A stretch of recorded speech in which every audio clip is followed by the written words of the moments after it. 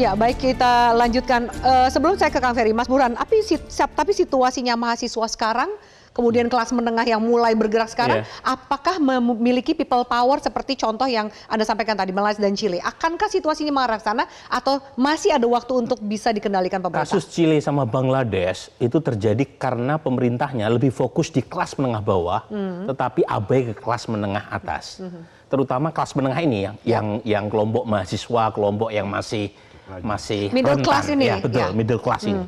Nah, di Indonesia itu memang ada respon, misalnya kasus UKT akan dinaikkan akibat efisiensi anggaran. Kan pemerintah buru-buru mengatakan enggak jadi naik.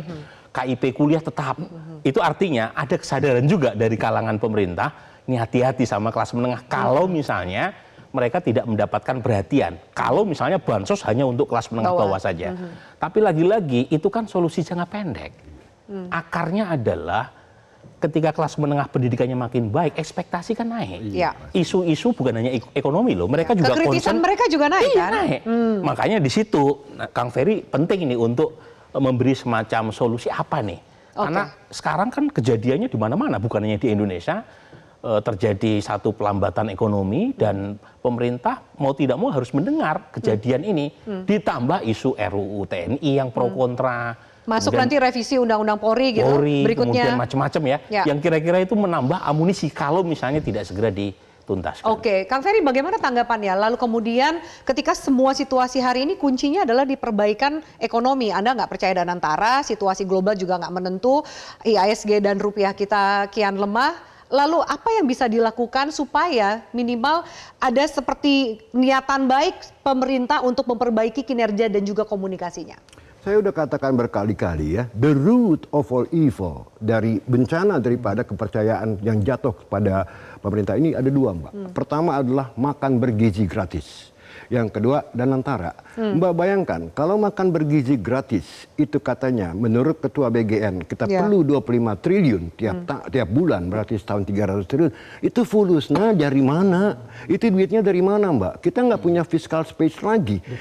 Utang jatuh tempo 700-800 triliun plus defisit 616,7 triliun. Ya, ini duitnya dari mana untuk mendanai program yang saya anggap pemborosan yang sangat dahsyat. Tapi Kepala Bappenas bilang MBG lebih penting daripada membuka lapangan kerja bagi masyarakat. Kalau menurut saya begini, itu salah satu cara untuk menghindari ketidaksanggupan menciptakan lapangan kerja, sementara makan bergizi gratis ini bisa dijalankan dengan gampang.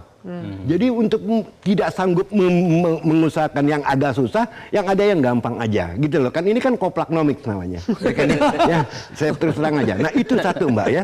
Nah bayangkan, ya kan katanya makan bergizi gratis ini untuk mereka yang kurang gizi, ya kan 82 juta katanya ini sekolah akan di-cover semua. Sementara data statistik menunjukkan 7%, 7,1% dari total populasi yang memang memerlukan gizi buruk sekali. Berarti itu cuma 20 juta. Nah sekarang kok kenapa yang harus disuapin mulutnya 82 juta? Ya kan?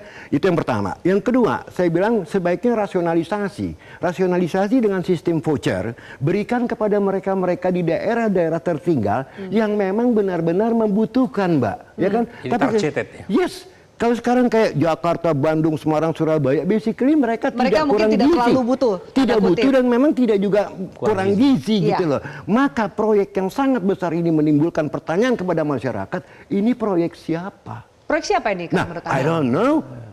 Apalagi kemudian kekhawatiran bancakannya potensinya besar. Nah itulah makanya saya udah berkali-kali please rasionalisasi. Pertama adalah supaya tepat sasaran dan anggarannya juga jauh lebih kecil. Mungkin kita cuma perlu 10-20 T instead of 300 T.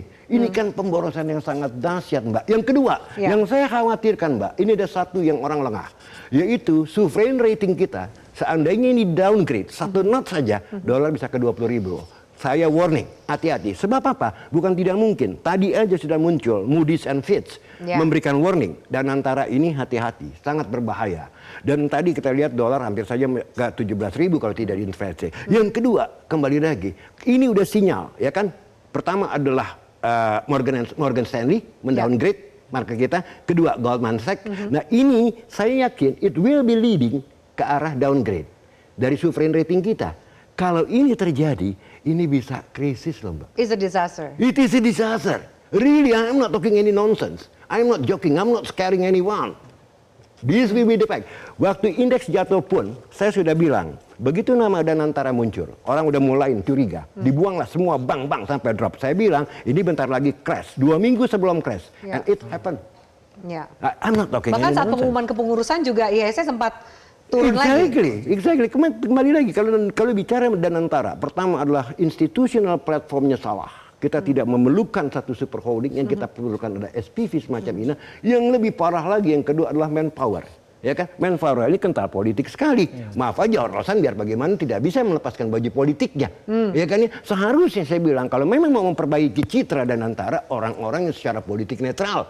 Dan itu masih banyak. Tapi kok kenapa nggak dipakai? Yang kedua ada conflicting juga loh sebetulnya. Rosan sebagai menteri investasi, sebagai regulator, dia juga sebagai operator. CEO, ya. Ini kan menjadi lucu gitu loh. Oke, lalu kalau kemudian MBG nggak mungkin mundur karena janji presiden, dan Danantara juga nggak mungkin mundur karena sudah diluncurkan seperti itu. Iya. Lalu bagaimana? Cari uangnya dari mana untuk menutup situasi ini? I don't know. Kalau ini nggak bisa dirubah, Mbak, I'm pretty sure of it's getting worse.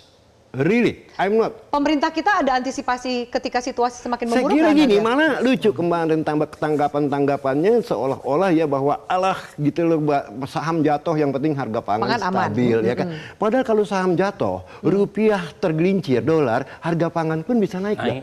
Imported inflation, ya kan ya. Ini semua ada mekanisme hukum ekonominya gitu loh ya. Jadi ini yang saya rasa tidak disadari oleh pemangku kekuasaan. Dan ini sangat berbahaya. Poinnya memang harus ada orang yang berani ngomong bitter truth ke Presiden Prabowo. Jadi sejauh ini Anda melihat tidak ada orang yang berani mengungkapkan sebenarnya kita berharap Kang Ferry ya. kenyataan pahit. Ya kan Dewan Pakar TKN. Ya, saya ngomong apa adanya. Juga, Responnya apa? Juga bukan di luar Dewan Pakar, di WA Group Dewan Pakar pun, saya ngomong apa adanya, walaupun saya banyak yang menentang. Karena saya pikir, what I'm talking about is based on fakta and logika. That's it. Kalau Anda punya tesis yang lain, silakan kita argue. Oke. Ternyata kan nggak punya tesis yang lainnya. Jadi saya nggak takut mengungkapkan. Tapi nggak ada solusinya dari situasi seperti ini. Sepertinya belum ada solusi yang bisa dilakukan. Minimal dalam jangka waktu terdekat kita bisa melihat ada geliat pemerintah untuk membenahi ini. Yang paling gampang sebetulnya bagaimana merasionalisasi MBG. Oke, Itu minimal paling itu gampang, dulu. iya. Paling gampang. Paling gampang. Tapi itu kan janji kampanye. Mungkin tidak ingin dikesankan gini, gagal. Kalau nggak affordable, ongkosnya ini jauh lebih mahal ya ketimbang ini memang tidak dirasionalisasi. Oke. Ya kan karena kita nggak punya fiscal space. Oke, Dan baik. sebenarnya kan soal MBG, Afi, itu kan belum mulai banyak. Kan baru dimulai Januari, artinya skupnya belum luas. Nah, Kang Ferry kira-kira itu menyarankan sebelum sampai ke universal coverage gitu ya, targeted aja dulu. Itu secara fiskal lebih rasional. Dan yang kedua memang situasinya tidak memungkinkan untuk dan sekarang bukan istilah itu makan bergizi, sekolah gratis yang penting daripada makan gratis. Itu di Papua. Dan sekarang Jawa Barat sudah dimulai kan, uangnya dikasihkan, bukannya itu dimulai kan. Kalau itu tidak dimulai realistis ya, kita hanya optimis yang tidak jelas tadi ekonominya, malah tadi dari mana duitnya, kesenjangan yang akan terjadi. Ketika kesenjangan terjadi, ketidakpercayaan, walaupun politiknya kuat, ekonomi tidak kuat, ya menegakkan hukum cuma di angan-angan, terjadi yang kita khawatirkan. Awalnya malah mau menutupi itu dengan menaikkan PPN. Awalnya ya kan. Nah ini kan sama Perlu aja. lagi tapi Ya enggak, lucunya kan anaknya makan gratis, emaknya yang bayar. Iya. Karena PPN naik kan. Dan bapaknya kehilangan pekerjaan karena kena PHK. Nah, ini kan lucu. Baik, Dikasih makan, bapak dikasih makan. Oke, kita harus jeda. Nanti kita lanjutkan Kang Asep. Lalu kemudian situasinya ketika revisi Undang-Undang TNI lanjut sudah disahkan menjadi undang-undang, ada demo Indonesia Gelap, ada demo mahasiswa di situ yang menentang. Masuk jilid berikutnya ada revisi Undang-Undang Polri. Apakah ini akan menjadi tantangan baru? Situasi yang akan mungkin tidak menjadi lebih baik ke depan usai jeda. Kang Asep tetaplah bersama kami, pemirsa. Jelajahi cara baru mendapatkan informasi. Download Metro TV Extend sekarang.